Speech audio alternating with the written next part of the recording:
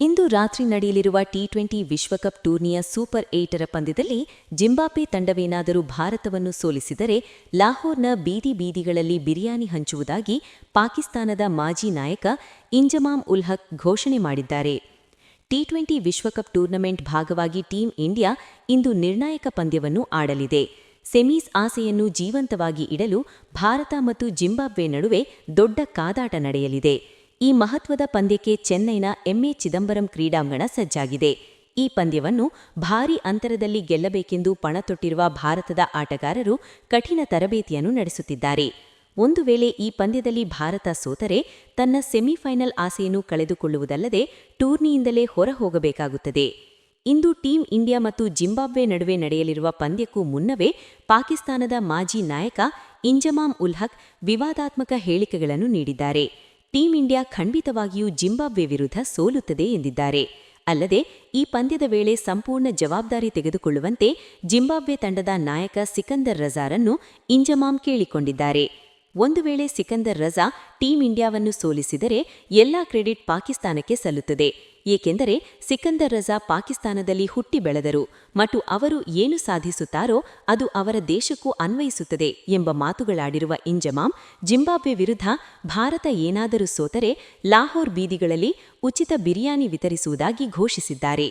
ಲಾಹೋರ್ನಲ್ಲಿರುವ ಬಡವರಿಗೆ ಬಿರಿಯಾನಿ ವಿತರಿಸುವುದಲ್ಲದೆ ಮಕ್ಕಳಿಗೆ ಬಟ್ಟೆಗಳನ್ನು ಸಹ ನೀಡುವುದಾಗಿ ಇಂಜಮಾಮ್ ಹೇಳಿದ್ದಾರೆ. ಇದಿಷ್ಟೇ ಅಲ್ಲದೆ ಕೆಲವು ಯುವ ಕ್ರಿಕೆಟಿಗರಿಗೆ ಉಚಿತ ತರಬೇತಿ ನೀಡುವುದಾಗಿಯೂ ಘೋಷಿಸಿದ್ದಾರೆ. ಭಾರತ ತಂಡ ಜಿಂಬಾಬ್ವೆ ವಿರುದ್ಧ ಸೋತರೆ ಇಡೀ ಲಾಹೋರ್ ನಗರ ಆಚರಿಸಬೇಕೆಂದು ಇಂಜಮಾಮ್ ಉಲ್ ಹಕ್ ಕರೆ ನೀಡಿದ್ದಾರೆ. ಸದ್ಯ ಇಂಜಮಾಮ್ ನೀಡಿರುವ ಹೇಳಿಕೆಗಳು ಭಾರತೀಯ ಅಭಿಮಾನಿಗಳಿಂದ ಭಾರೀ ಟೀಕೆಗೆ ಗುರಿಯಾಗಿದೆ. ಮೊದಲು ನಿಮ್ಮ ಪಾಕಿಸ್ತಾನದ ಬಗ್ಗೆ ಮಾತನಾಡಿ, ಅವರೇ ಟೂರ್ನಿಯಿಂದ ಹೊರಬೀಳುವುದು ಖಚಿತವಾಗಿದೆ. ನಿಮ್ಮ ತಂಡದಲ್ಲಿರುವ ಹುಳುಕನ್ನು ಮೊದಲು ಮುಚ್ಚಿಕೊಳ್ಳಿ, ಆಮೇಲೆ ಬೇರೆಯವರ ಬಗ್ಗೆ ಮಾತನಾಡಿ ಎಂದು ಕಮೆಂಟ್ಗಳ ಸುರಿಮಳೆಗೈಯುವ ಮೂಲಕ ಇಂಜಮಾಮ್ ವಿರುದ್ಧ ಕಟು ಟೀಕೆಗಳನ್ನು ಮಾಡುತ್ತಿದ್ದಾರೆ. ಅಂದಹಾಗೆ ಸೂಪರ್ 8ರ ಭಾಗವಾಗಿ ಟೀಂ ಇಂಡಿಯಾ ಮತ್ತು ಜಿಂಬಾಬ್ವೆ ನಡುವೆ ಇಂದು ದೊಡ್ಡ ಹೋರಾಟ ನಡೆಯಲಿದೆ. ಈ ಪಂದ್ಯದಲ್ಲಿ ಅಭಿಷೇಕ್ ಶರ್ಮಾ ಅವರು ಮತ್ತೊಮ್ಮೆ ಆರಂಭಿಕ ಆಟಗಾರನಾಗಿ ಆಡಲಿದ್ದಾರೆ. ರಿಂಕು ಸಿಂಗ್ ಬದಲಿಗೆ ಸಂಜು ಸ್ಯಾಮ್ಸನ್ ತಂಡಕ್ಕೆ ಆಯ್ಕೆಯಾಗಲಿದ್ದಾರೆ. ವಾಷಿಂಗ್ಟನ್ ಸುಂದರ್ ಬದಲಿಗೆ ಉಪನಾಯಕ ಅಕ್ಷರ್ ಪಟೇಲ್ ತಂಡಕ್ಕೆ ಮರಳಲಿದ್ದಾರೆ. ಅಂತಿಮ ತಂಡದಲ್ಲಿ ಸಿರಾಜ್ ಅವರನ್ನು ಆಯ್ಕೆ ಮಾಡಲಾಗುವುದು ಎಂದು ಹೇಳಲಾಗುತ್ತಿದೆ. ಟಿ20 ವಿಶ್ವಕಪ್ನ 48ನೇ ಪಂದ್ಯದಲ್ಲಿ ಭಾರತ ಮತ್ತು ಜಿಂಬಾಬ್ವೆ ತಂಡಗಳು ಮುಖಾಮುಖಿಯಾಗಲಿದೆ. ಸೂಪರ್ 8 ಸುತ್ತಿನ ಮೊದಲ ಮ್ಯಾಚ್ನಲ್ಲಿ ಸೋತಿರುವ ಉಭಯ ತಂಡಗಳಿಗೂ ಈ ಮ್ಯಾಚ್ ನಿರ್ಣಾಯಕ. ಅಂದರೆ ಈ ಪಂದ್ಯದಲ್ಲಿ ಗೆದ್ದ ತಂಡ ಸೆಮಿಫೈನಲ್ ರೇಸ್ನಲ್ಲಿ ಉಳಿಯಲಿದೆ. ಹೀಗಾಗಿ ಒಂದಾರ್ಕ್ನಲ್ಲಿ ಉಭಯ ತಂಡಗಳಿಗೆ ಈ ಮ್ಯಾಚ್ ಮಾಡು ಇಲ್ಲವೇ ಮಡಿ ಪಂದ್ಯ. ಭಾರತ ಮತ್ತು ಜಿಂಬಾಬ್ವೆ ನಡುವಣ ನಿರ್ಣಾಯಕ ಪಂದ್ಯಕ್ಕಾಗಿ ಚೆನ್ನೈನ ಚೆಪಾಕ್ ಕ್ರೀಡಾಂಗಣದಲ್ಲಿ ಇಬನಿಯನ್ನು ತಡೆಗಟ್ಟಲು ಡ್ಯೂಕ್ಯೂರ್ ಎಂಬ ವಿಶೇಷ ರಾಸಾಯನಿಕವನ್ನು ಬಳಸಲಾಗಿದೆ. ಪಂದ್ಯದ ವೇಳೆ ಎದುರಾಗುವ ಇಬನಿ ಸಮಸ್ಯೆಯನ್ನು ತಡೆಗಟ್ಟುವ ಸಲುವಾಗಿ ಈ ರಾಸಾಯನಿಕವನ್ನು ಅಮೆರಿಕದಿಂದ ಆಮದು ಮಾಡಿಕೊಳ್ಳಲಾಗಿದೆ. ಡ್ಯೂಕ್ಯೂರ್ ಹೇಗೆ ಕಾರ್ಯನಿರ್ವಹಿಸುತ್ತೆ? ಡ್ಯೂಕ್ಯೂರ್ ಅನ್ನು ನೀರಿನೊಂದಿಗೆ ಬೆರೆಸಿ ಹುಲ್ಲಿನ ಮೇಲೆ ಸಿಂಪಡಿಸಲಾಗುತ್ತದೆ. ಇದರಿಂದ ಹುಲ್ಲಿನ ಎಲೆಗಳ ಮೇಲಿರುವ ತೇವಾಂಶವನ್ನು ಹೀರಿಕೊಳ್ಳುತ್ತದೆ. ಇದರಿಂದ ರಾತ್ರಿಯ ಸಮಯದಲ್ಲಿ ವಾತಾವರಣದಲ್ಲಿ ಆರ್ದ್ರತೆ ಹೆಚ್ಚಿದ್ದರೂ ಮೈದಾನ ಒಳಗಿಯೇ ಇರುತ್ತದೆ. ಚೆನ್ನೈನಲ್ಲಿ ತೇವಾಂಶ 80ರಿಂದ 90%ಗಿಂತ ಹೆಚ್ಚಿರುವ ಕಾರಣ ತಮಿಳುನಾಡು ಕ್ರಿಕೆಟ್ ಸಂಸ್ಥೆಯು ಮಂಗಳವಾರ ಮತ್ತು ಬುಧವಾರವೇ ಇದನ್ನು ಸಿಂಪಡಿಸಿದೆ. ಪಂದ್ಯದ ದಿನವಾದ ಗುರುವಾರವೂ ಮತ್ತೊಮ್ಮೆ ಸಿಂಪಡಿಸುವ ಗುರಿಯನ್ನು ಹೊಂದಿದೆ. ಸಾಮಾನ್ಯವಾಗಿ ರಾತ್ರಿ ಪಂದ್ಯಗಳ ವೇಳೆ ಇಬನಿ ಬಿದ್ದಾಗ ಬಾಲ್ ಒದ್ದೆಯಾಗುವುದರಿಂದ ಬೌಲರ್ಗಳಿಗೆ ಚೆಂಡನ್ನು ಹಿಡಿಯಲು ಗ್ರಿಪ್ ಸಿಗುವುದಿಲ್ಲ. ಇದರಿಂದ ಎರಡನೇ ಬ್ಯಾಟಿಂಗ್ ಮಾಡುವ ತಂಡಕ್ಕೆ ಹೆಚ್ಚಿನ ಲಾಭವಾಗುತ್ತದೆ. ಈ ಸಮಸ್ಯೆಯನ್ನು ನೀಗಿಸಲು ಈ ಕ್ರಮ ಕೈಗೊಳ್ಳಲಾಗಿದೆ. ಅದರಂತೆ ಕಳೆದ 2 ದಿನಗಳ ಕಾಲ ಚೆನ್ನೈನ ಎಂಎ ಚಿದಂಬರಂ ಮೈದಾನದಲ್ಲಿ ಡ್ಯೂಕ್ಯೂರ್ ಅನ್ನು ಸಿಂಪಡಿಸಲಾಗಿದೆ. ಇನ್ನು ಕಳೆದ ರಾತ್ರಿ ಭಾರತ ತಂಡವು ಅಭ್ಯಾಸ ನಡೆಸಿದ್ದು ಈ ವೇಳೆ ಮೈದಾನದಲ್ಲಿ ಇಬನಿ ಇಲ್ಲದಿರುವುದಕ್ಕೆ ತೃಪ್ತಿ ವ್ಯಕ್ತಪಡಿಸಿದೆ.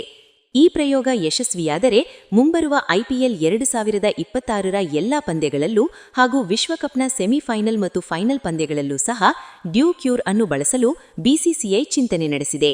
ಈ ಬಾರಿಯ ಟಿ20 ವಿಶ್ವಕಪ್ನಲ್ಲಿ ಚೆನ್ನೈನ ಎಂಎ ಚಿದಂಬರಂ ಸ್ಟೇಡಿಯಂನಲ್ಲಿ ಒಟ್ಟು 6 ಪಂದ್ಯಗಳನ್ನು ಆಡಲಾಗಿದೆ.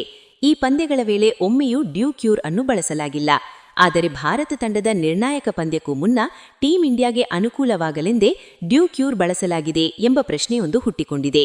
ಏಕೆಂದರೆ ಚೆನ್ನೈ ಪಿಚ್ನಲ್ಲಿ ಟಾಸ್ ಪ್ರಮುಖ ಪಾತ್ರ ವಹಿಸುತ್ತದೆ. ಇಲ್ಲಿ ಸೆಕೆಂಡ್ ಇನ್ನಿಂಗ್ಸ್ ವೇಳೆ ಇಬನಿ ಬೀಳುವುದರಿಂದ ಬೌಲಿಂಗ್ ಮಾಡಲು ಕಷ್ಟಕರವಾಗುತ್ತದೆ. ಒಂದು ವೇಳೆ ಟಾಸ್ ಸೋತರೆ ಟೀಂ ಇಂಡಿಯಾಗೆ ಗೆಲುವು ಕೂಡ ಕಷ್ಟಕರವಾಗಲಿದೆ.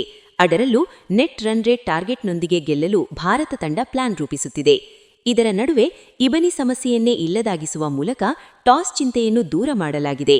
ಇದು ಟೀಂ ಇಂಡಿಯಾಗೆ ಅನುಕೂಲ ಮಾಡಿಕೊಡಲೆಂದೇ ಮಾಡಿದ ತಂತ್ರ ಎಂಬ ಮಾತುಗಳು ಕೂಡ ಕೇಳಬರುತ್ತಿದೆ.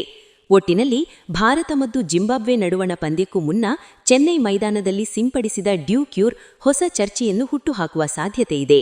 ಚೆನ್ನೈನ ಎಂಎ ಚಿದಂಬರಂ ಮೈದಾನವು ಸಾಂಪ್ರದಾಯಿಕವಾಗಿ ಸ್ಪಿನ್ ಬೌಲರ್ಗಳಿಗೆ ಹೆಚ್ಚು ನೆರವು ನೀಡುತ್ತದೆ. ಇಲ್ಲಿನ ಪಿಚ್ ಒಣಗಿದ್ದು ಚೆಂಡು ಸ್ವಲೋಗವಾಗಿ ಬ್ಯಾಟಿಗೆ ಬರುತ್ತದೆ. ಇದರಿಂದ ವರುಣ್ ಚಕ್ರವರ್ತಿ ಮತ್ತು ಅಕ್ಷರ್ ಪಟೇಲ್ ಅಂತಹ ಸ್ಪಿನ್ ಬೌಲರ್ಗಳು ಪಂದ್ಯದ ಮೇಲೆ ಹಿಡಿತ ಸಾಧಿಸುವ ಸಾಧ್ಯತೆಯಿದೆ. ಸಾಮಾನ್ಯವಾಗಿ ಚೆನ್ನೈನಲ್ಲಿ ರಾತ್ರಿ ವೇಳೆ ಇಬನಿ ಬೀಳುವುದರಿಂದ ಎರಡನೇ ಬ್ಯಾಟಿಂಗ್ ಮಾಡುವ ತಂಡಕ್ಕೆ ಲಾಭವಾಗುತ್ತಿತ್ತು.